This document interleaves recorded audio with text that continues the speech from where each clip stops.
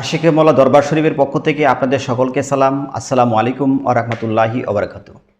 আজকে একটি জরুরি ভিডিও নিয়ে আপনাদের নিকট হাজির হয়েছি। সেটা হচ্ছে আমরা কে কোন দরবারে রয়েছি, আসলে ভুল দরবারে রয়েছে কিনা সঠিক দরবারে রয়েছি। অনেকেই আছেন যে অনেক দরবারে আছি, দীর্ঘদিন থেকে কোনো আমল করতেছি, কোনো আমল কাজে আসতেছে না, কোনো ফয়দা পাইতেছি না, রাসূলের দিদার পাচ্ছি না, আল্লাহ তাআলার সঠিক পথ, নবী রাসূলের সিরাতুল মুস্তাকিমের পথ কোনটা এটা বুঝতে পারছি না। আমরা শুধু দরবারে যাচ্ছি, মিলি খাচ্ছি, খেজুর খাচ্ছি, আর চলে আসতেছি, জিকির করতেছি সকলে নিয়ে। এটুকুই তরিকা শেষ নয়। তরিকা হচ্ছে একটা পবিত্র বিষয়। আর আল্লাহ রাসূলের যদি সঠিক সিরাতুল মুস্তাকিমের পথে যদি আপনি না প্রবেশ করতে পারেন, তাহলে এই ধরাধামে এসে আপনার লাভ কি হয়েছে? এখন দেখেন, আপনি দীর্ঘদিন থেকে একটা দরবারে আছেন, কিন্তু আপনি সালাতে গিয়ে আপনার ধ্যানমগ্ন ঠিক রাখতেছে না, আপনি বাতাসের মতো মস্তিষ্ক দৌড়াদৌড়ি করতেছে। এটা যদি আপনি কন্ট্রোলে না নিয়ে আসতে পারেন, তাহলে তো আপনি সালাত কিভাবে আদায় করবেন? তারপরে ধরেন আপনার অনেক দরবারে যাচ্ছেন, বিভিন্ন আমল চাচ্ছেন পীরের কাছ থেকে, আমল দিতেছে না, তাহলে বুঝতে হবে হয় ওই পীরে ভালো কোনো আমলের অধিকারী হতে পারেনি, সে তার পীরত্ব নেই, সে অলিয়ে কামেল হতে পারেনি, সেজন্য আপনাকে এই আমলগুলো দিতে পারতেছে না। অথবা হয়তো আপনি ওই পীরের উপযোগী বা আপনি তার মনমতো আশেক হতে পারেননি, সেজন্য আপনাকে আমলগুলো দিতেছে না। আসলে দেখেন, যারা যারা আসলে বায়াত গ্রহণ করেছেন, তারা শুধু জাকের না থেকে পীরের আশেক হয়ে যান। জাকের হওয়া সিম্পল বিষয়, আশেক হওয়া কঠিন বিষয়। যে ব্যক্তি বায়াতের মাধ্যমে নিজেকে বিক্রি করে দিতে পেরেছেন, নিজের সমস্ত কিছু তার পীরের কাছে সারেন্ডার করতে পেরেছেন, নিজেকে পীরের কাছে বিক্রি করে দিতে পারছেন, তিনি কামলিয়াত অর্জন করতে পারবেন। আসলে অনেক আবার পীর রয়েছে ধন সম্পদের পাগল। এখন দেখুন 104 নম্বর সূরা হুমাজার 1 থেকে 3 নং আয়াত পর্যন্ত আল্লাহ পাক বলতেছেন, দুর্যোগ প্রত্যেকেরই যে পশ্চাতে ও সম্মুখে লোকের নিন্দা করে। আবার তারপরের আয়াতে বলতেছে, যে অর্থ জমায় ও গুনে গুনে রাখে। তারপরের আয়াতে আবার আল্লাহ পাক বলতেছেন, সে ধারণা করে যে টাকায় তাকে অমর করে রাখবে।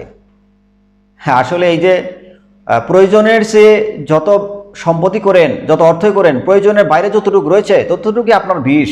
কিন্তু হয়তো আপনি এখন বুঝতে পারছেন না, কারণ আপনি দুনিয়া নামক লোভের মধ্যে রয়েছেন। আবার দেখেন 70 নম্বর সূরা মারিজের 17 এবং 18 নং আয়াতে আল্লাহ বলতেছে, জাহান্নাম সেই ব্যক্তিকেই ডাকবে যে সত্যের প্রতি পৃষ্ঠ প্রদর্শন করেছিল ও মুখ ফিরিয়ে নিয়েছিল, যে সম্পদ পুঁজিভূত এবং সংরক্ষিত করেছে। তাহলে দেখেন, যে সম্পদ জমিয়ে রাখে, পুঁজিভূত করে রাখে, সেই জাহান্নামী ব্যক্তি।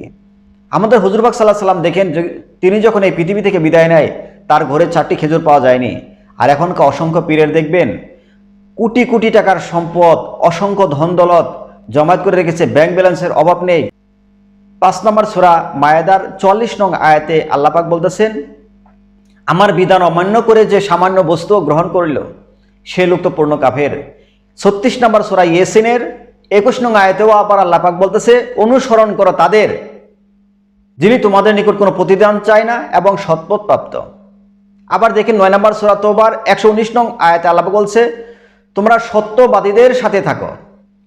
সূরা বাকারার 41-42 নং আয়াতে আল্লাহ পাক বলছে, তোমরা কখনো জেনে শুনে সত্য গোপন করো না